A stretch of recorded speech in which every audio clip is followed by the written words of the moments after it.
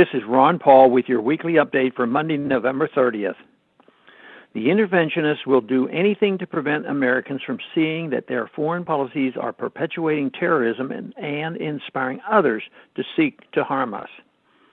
The neocons know that when it is understood that blowback is real, that people seek to attack us not because we are good and free, but because we bomb and occupy their countries, their stranglehold over foreign policy will begin to slip.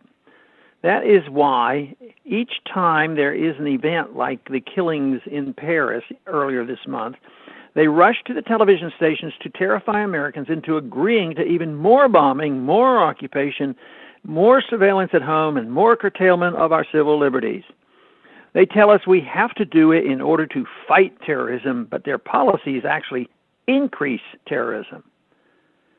If that sounds harsh, consider the recent released 2015 Global Terrorism Index report. The report shows that deaths from terrorism have increased dramatically over the last 15 years, a period coinciding with the war on terrorism that was supposed to end terrorism. According to the latest report, quote, terrorism activity increased by 80% in 2014 to its highest recorded level. The number of people who have died from terrorist activity has increased ninefold since the year 2000. The world's two most deadly terrorist organizations, ISIS and Boko Haram, have achieved their preeminence as a direct consequence of U.S. interventions. Former director of the Defense Intelligence Agency, Michael Flynn, was asked last week whether, in light of the rise of ISIS, he regrets the invasion of Iraq. He replied, absolutely. The historic lesson is that it was a strategic failure to go into Iraq. He added, instead of asking why they attacked us, we ask, where'd they come from? Flynn is no non-interventionist, but he does make the connection between the U.S. invasion of Iraq and the creation of ISIS and other terrorist organizations. And he at least urges us to consider why they seek to attack us. Likewise, the rise of Boko Haram in Africa is a direct result of a U.S. intervention.